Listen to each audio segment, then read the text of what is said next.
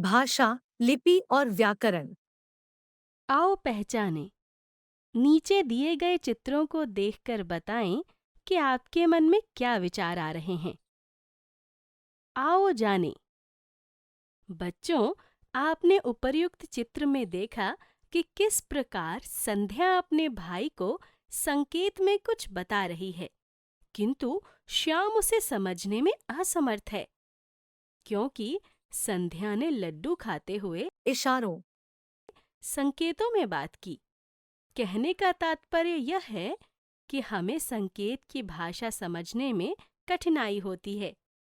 वहीं संध्या ने दूसरी ओर लड्डू खाने के बाद कहा कि टीवी बंद कर दो, तो श्याम ने तुरंत अपनी बहन की बात समझकर टीवी बंद कर दी। अर्थात श्याम संकेत नहीं समझ पा रहा था, किंतु बहन के बोलते ही वो बड़ी सरलता से उस भाषा को समझ गया। इसका अर्थ ये है कि हम बोलकर, सुनकर एक दूसरे की बात को सरलता से समझ पाते हैं। उसी तरह हम लिखकर या पढ़कर भी एक दूसरे के भावों को समझते हैं। जैसे हम मोबाइल में संदेश लिखकर भेजते या पढ़कर एक दूसरे के विचारों और भावों को समझते हैं।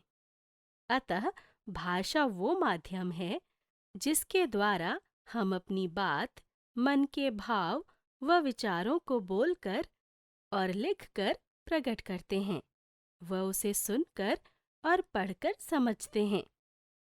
भाषा के दो रूप होते हैं। पहला मौखिक भाषा और दूसरा लिखित भाषा। एक मौखिक भाषा। जब हम अपनी बात को बोलकर दूसरों को बताते और उसकी बात सुनकर समझते हैं, तो वो मौखिक भाषा कहलाती है। जैसे, माँ, मुझे मोटर गाड़ी चाहिए। नहीं बेटा, अभी तुम छोटे हो। दो, लिखित भाषा। जब हम अपनी बात लिखकर दूसरों तक पहुंचाते हैं और वे पढ़कर उसे समझते हैं, तो वो लिखित भाषा कहलाती है। जैसे, भारत की अन्य भाषाएं। हमारा भारत एक ऐसा देश है जहाँ विभिन्नता में एकता पाई जाती है, अर्थात जहाँ भिन्न भिन्न जाति के लोग रहते हैं, जिनकी वेशभूषा, भाषा अलग अलग है, किंतु भारत में रहकर हर कोई हिंदी भाषा को सप्रेम अपनाता है। इसलिए हिंदी भारत की राजभाषा है। भारत के अलग अलग राज्यों में अलग अलग भाषाएं बोली जाती हैं। जैसे महाराष्ट्र में मराठी, गुजरात में गुजराती, पंजाब में पंजाबी, बंगाल में बंगाली, तमिलनाडु में तमिल, कश्मीर में कश्मीरी आदि भाषाएं बोली जाती हैं। लिपि। जैसे हमने देखा कि भारत में कई भाषाएं बोली जाती हैं, उसी तरह हर भाषा को लिखने की विधि भी अलग अलग होती है। लिखने की इस विधि को लिपि कहा जाता है, अर्थात भाषा को लिखने के लिए जो निश्चित चिन्ह बनाए गए हैं, उन्हें लिपि कहते हैं। कुछ प्रमुख भाषाओं की लिपि इस प्रकार है: हिंदी, संस्कृत, मराठी, गुजराती, नेपाली, देवनागरी, अंग्रेजी, French, Spanish, German, Roman, Punjabi, Gurmukhi, Kashmiri, Pashto, अरबी, उर्दू, फारसी।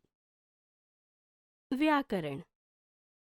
किसी भी भाषा को सीखने के लिए उसे शुद्ध रूप में बोलना, पढ़ना व लिखने के लिए उसका व्याकरण जानना आवश्यक है। अर्थात व्याकरण वह शास्त्र है जो भाषा को शुद्ध रूप में बोलना व लिखना सिखाता है। जैसे, चलो खाना लो बच्चों। चलो बच्चों, खाना खा लो। उपर्युक्त चित्र में आपने देखा कि यदि व्याकरण का ज्ञान ना हो तो आपकी बातें अशुद्ध होने के कारण कोई उसे समझ नहीं पाएगा। अर्थात शुद्ध रूप में बोली गई या लिखी हुई बात सरलता से समझ आती है। इसलिए व्याकरण हमें सही बोलना, पढ़ना व लिखना सिखाता है। सोचें और बताएं, भाषा का वो रूप जिसमें बोलकर और सुनकर बात हो क्या कहलाता है? कश्मीरी भाषा किस लिपि में लिखी जाती है? गुजरात में कौन सी भाषा बोली जाती है? हमने सीखा अपने भावों और विचारों को दूसरों तक पहुंचाने का माध्यम भाषा है। भाषा के दो रूप होते हैं, मौखिक और लिखित।